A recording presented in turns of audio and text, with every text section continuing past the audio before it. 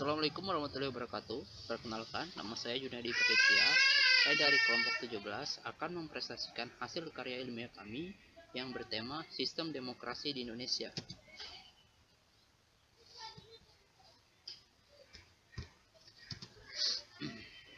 Demokrasi berasal dari bahasa Yunani, yaitu demokrasia yang artinya adalah kekuasaan rakyat.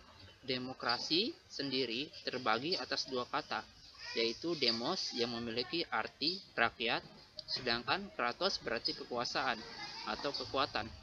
Demokrasi meliputi keadaan ekonomi, budaya, serta sosial yang sekiranya berlangsung praktek kebebasan politik baik dengan bebas maupun setara. Pada umumnya, pengertian demokrasi adalah suatu format pemerintahan yang mana masing-masing warga negara memiliki hak seimbang dan setara terkait penentuan dan pemilihan sebuah keputusan yang nantinya akan membawa dampak pada kehidupan warga negara. Pengertian demokrasi pula dapat dimaknai sebagai bentuk kekuasaan paling tinggi yang ada di tangan rakyat. Mengenai demokrasi, warga negara boleh ikut ambil bagian dan langsung maupun lewat perwakilan.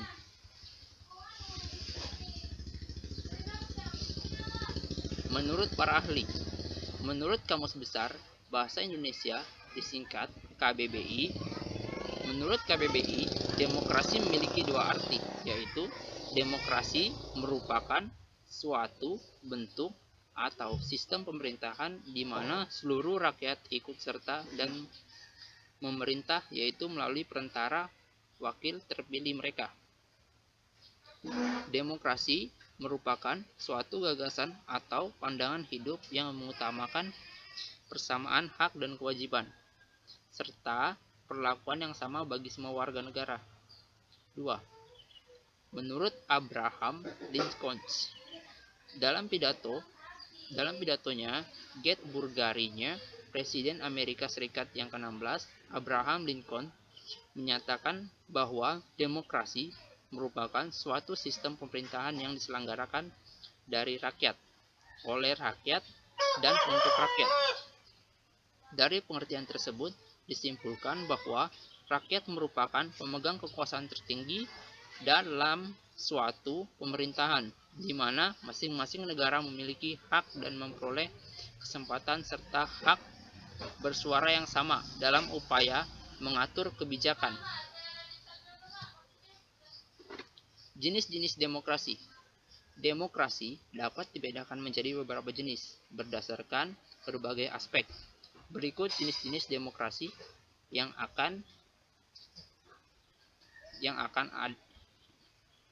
ada di berbagai negara. Jenis demokrasi berdasarkan cara penyaluran aspirasi rakyat. 1. Demokrasi langsung. Demokrasi langsung adalah sistem demokrasi memberikan kesempatan kepada seluruh warga negara dalam permusyawaratannya saat menentukan arah kebijakan umum dari negara atau undang-undang. Bisa dikatakan demokrasi langsung adalah demokrasi yang bersih karena rakyat diberikan hak mutlak untuk memberikan aspirasinya. Contohnya ketika pemilihan presiden atau pemilihan ketua RT atau pejabat-pejabat lainnya. Demokrasi tidak langsung. Demokrasi tidak langsung adalah sistem demokrasi yang dijalankan menggunakan sistem perwakilan.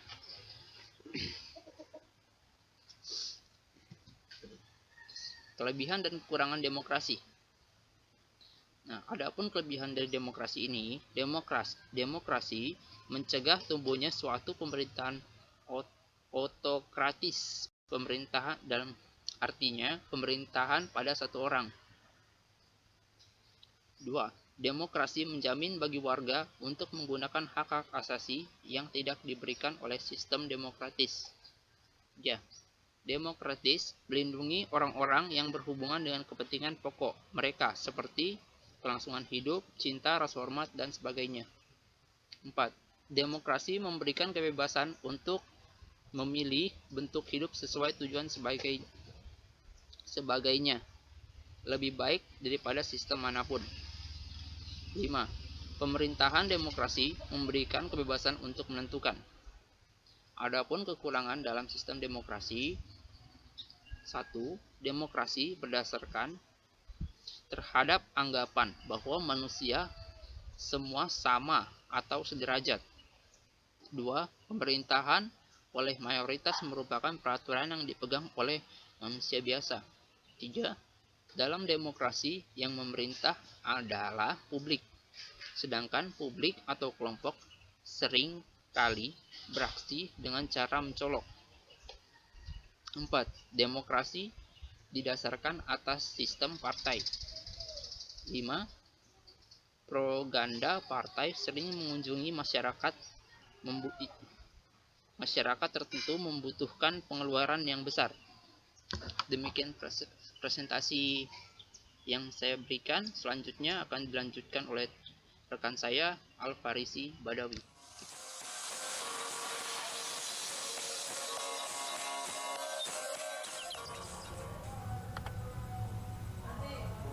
Ya, manfaat demokrasi menurut saya 2018 berikut ini 10 manfaat dari demokrasi langsung dan demokrasi tak langsung. 1. Menjamin hak dasar. 2. Hak sedia pada negara. 3. Pemenuhan kebutuhan umum. 4. Pemenuhan kebijakan sosial. 5. Kebebasan rakyat untuk menyampaikan pendapat. F. Prinsip demokrasi menurut Samiman 2018 terdapat 7 hal dalam prinsip demokrasi seperti penjelasan singkat berikut ini. 1. Berdasarkan konstitusi. 2. Tidak menghina dan bebas, tidak bebasan berpendapat dan berserikat. 4. Pemerintahan sejak negara. 5. Mentah hukum dan tuntutan sama setiap rakyat yang mata hukum. 6. Jaminan atas hak asasi manusia. 7. Bebas pers. A. Demokrasi meminta masa negosiasi median 1950. Pada video ini berusaha meminta demokrasi. Hari ini yang diminta itu dinyatakan lembaga legislatif seperti majelis permusyawaratan rakyat DPR ataupun dewan perwakilan rakyat DPR. Dewan pertimbangan atau DPR belum dapat dibentuk. Menurut Iwan 2007/58 pendapatan pada awal penderitaan muncul berdasarkan dasar data negara, yaitu dasar mekanisme terdasar manusia. Dasar manusia adalah dasar yang lebih berdasarkan pedagang negara dan pedagang masyarakat dalam pemerintahan. Berdasarkan laporan yang dilahir tanah nomor 119 tentang perubahan fungsi dan emosi dalam pemerintahan. Panduan pemerintah tersebut menghitung yang diintinya sebagai berikut. 1. Pemerintah nasional pusat tersebut dibentuk MP dan DPR sebagai umum disatu rasa legislatif dan bertapa dasar sebesar negara. 2. Menyetujui bahwa terjadi pemerintah nasional pusat sehari hubungan pentingnya dan dijatuhkan oleh semua badan kerja yang dipilih antara militer dan yang bertanggung jawab kepada pemerintah nasional pusat yang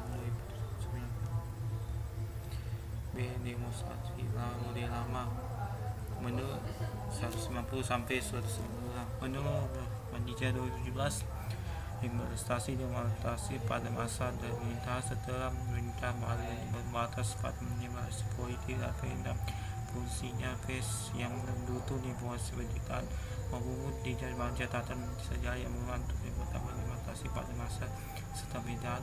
Tetapi pada demonstrasi tersebut telah diletakkan pada hal berdasar. Pertama, pemerintahan partai politik sejak menurut. Kedua, presiden sejarah bersilat menemukan untuk menjadi tertentu. Ketiga, dalam mewakili presiden mata ada kesempatan untuknya seperti partai politik kemudian menjadi dasar bagi sistem dan partaian di Indonesia untuk masa-masa selanjutnya dalam sejarah kehidupan politik Indonesia. Sejak umum terdapat 3 poin penting yang menjadi penyebab adanya berdasarkan demokrasi militer 195 sampai 159 Indonesia adalah sebagai berikut. 1. Berdasarkan penting anda versi Soekarno dan tanda pertahanan antara negara yang sama-sama tidak suka dengan proses kondisi politik yang menjalan. Dua, dominannya politik adilan sehingga membawa diskusi terhadap pemerintahan konflik yang masih sosial ekonomi yang masih sangat lemah. Setelah dadanya demokrasi parlementer dan terus oleh demokrasi dipimpin makan periode demokrasi terpimpin ini sejak ini dimulai dalam pembentuknya saat kabinet dipimpin Icio Juanda pada 1997 dan menjadi tidak setelah dilantik presiden di Juli 1959.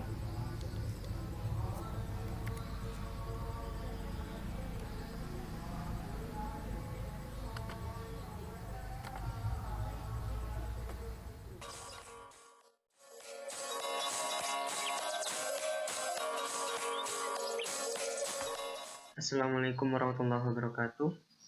Perkenalkan, nama saya Khairul Ahyar. Saya dari kelas 2A Teknik Informatika. Di sini saya akan melanjutkan materi presentasi sistem demokrasi di Indonesia yang disusun oleh kelompok 17, yaitu kelompok saya. Sebelum ini telah dibawakan materi oleh pemateri pertama itu Junaidi Pratidya, kemudian pemateri kedua oleh Al-Farisi Badawi, dan dilanjutkan oleh saya sendiri. Baik, langsung saja kita ke materinya. Baik, demokrasi pemerintahan masa Orde Baru. Nah, saya jelaskan sebelumnya, periode masa demokrasi pemerintahan Indonesia itu ada 4 periode. Yang pertama adalah periode pemerintahan masa reformasi, maksud saya revolusi kemerdekaan, kemudian masa Orde Lama, dan kemudian masa Orde Baru, dan terakhir adalah masa reformasi sampai saat ini. Nah, 2 periode pemerintahan Indonesia itu telah dijelaskan oleh teman saya yang sebelum saya. Yang kedua yaitu Al-Farisi Badawi. Nah, di sini saya akan menjelaskan yang untuk demokrasi pemerintahan masa Orde Baru. Tahun-tahun awal pemerintahan Orde Baru ditandai oleh adanya kebebasan politik yang besar. Presiden Soeharto yang menggantikan Presiden Soekarno sebagai Presiden kedua Republik Indonesia menerapkan model demokrasi yang berbeda lagi, yaitu disebut demokrasi Pancasila Orde Baru. Nah, penamaan demokrasi Pancasila juga bertujuan untuk menegaskan klaim bahwasanya model demokrasi inilah yang sejatinya tepat dengan ideologi negara Pancasila. Orde Baru mewujudkan dirinya sebagai kekuatan yang kuat dan relatif otonom, sementara masyarakat semakin terasingkan dari lingkungan kekuasaan dan proses pembuatan kebijakan. Keadaan ini tidak lain adalah akibat dari yang pertama, intervensi negara secara berlebihan terhadap perekonomian dan pasar yang memberikan keleluasan lebih kepada negara untuk mengakumulasikan modal dan kekuatan ekonomi. Kemudian kedua, kemenangan mutlak Partai Golkar dalam pemilu yang memberi legitimasi politik yang kuat kepada negara. Kemudian tiga, dijalankannya regulasi demokrasi politik secara birokratisasi. Maksud saya birokratisasi, depolitisasi, dan institusionalisasi. Dan keempat, dipakai pendekatan keamanan. Dan kelima, tersedianya sumber biaya pembangunan, baik dari eksploitasi minyak bumi dan gas, serta dari bantuan luar negeri. Dan akhirnya sukses menjalankan kebijakan pemenuhan kebutuhan pokok rakyat sehingga menyumbat gejolak masyarakat yang potensinya muncul karena sebab struktural.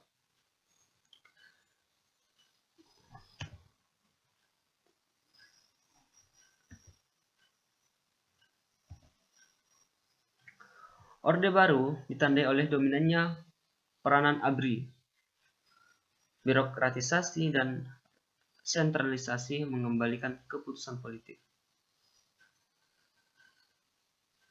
Pembatasan peran dan fungsi partai politik, campur tangan pemerintah dan dalam persoalan partai politik dan publik, monoritasi ideologi negara dan inkorporasi lembaga non-pemerintah.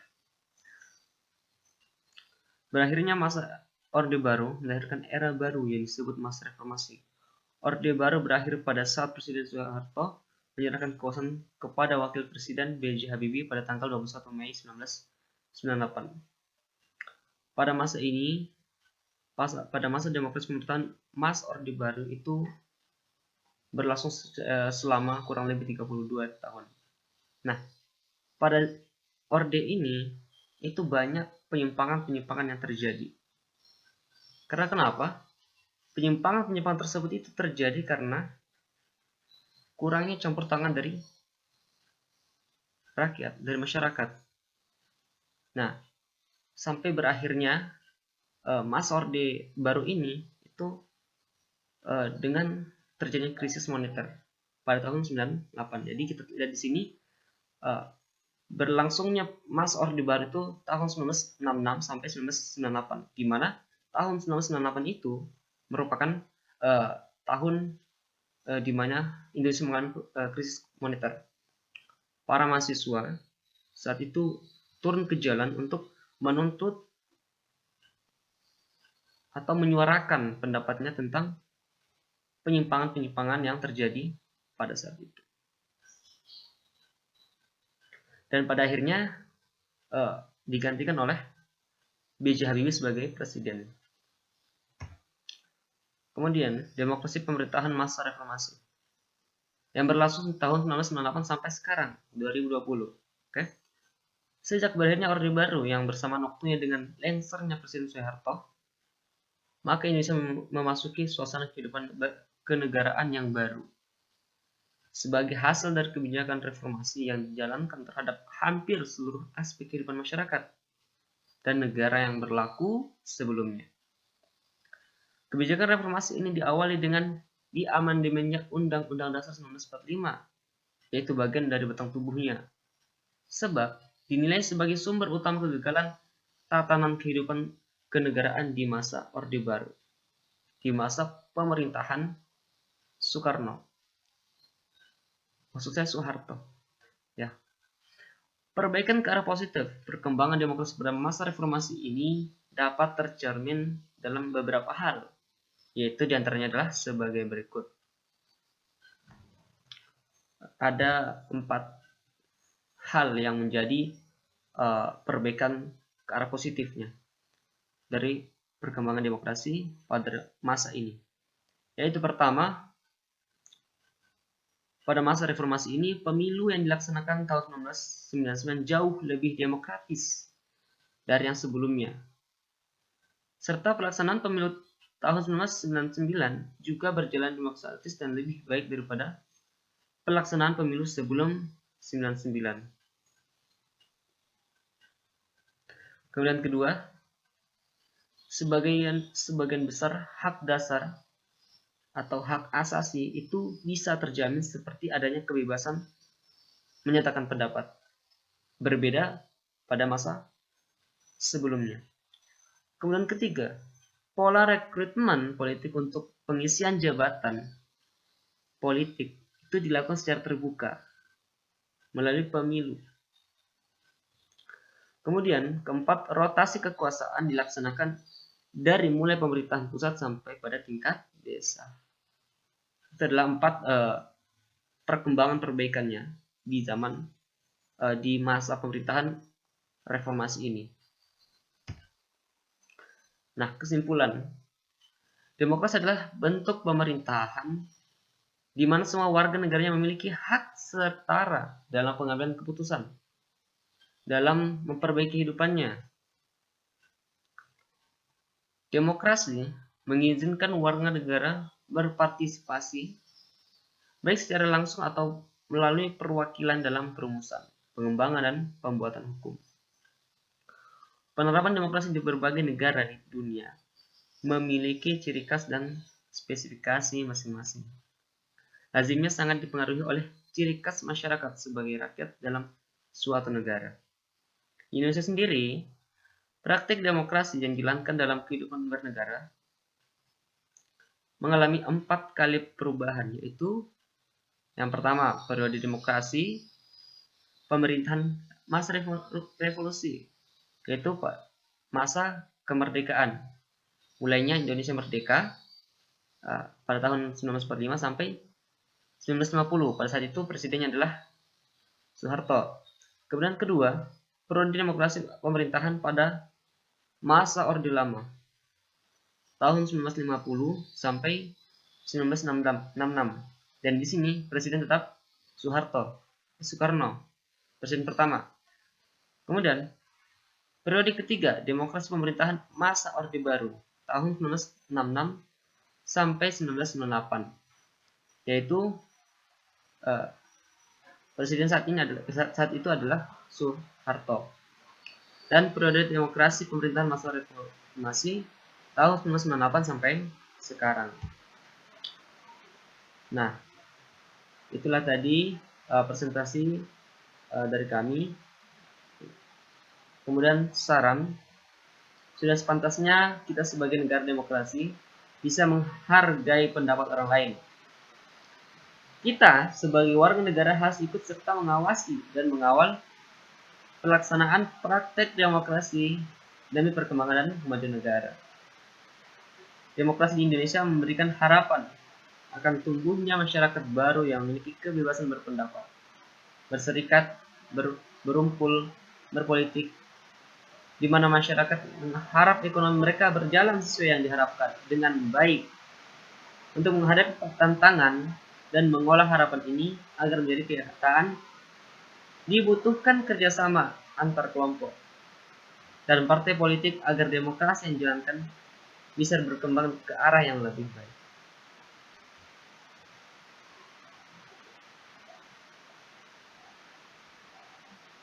Baik, itulah tadi presentasi dari saya dan kami sebagai kelompok 17.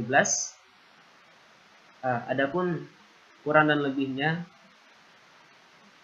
kami minta maaf yang sebesar-besarnya, dan saya akhiri dengan ucapan Assalamualaikum warahmatullahi wabarakatuh.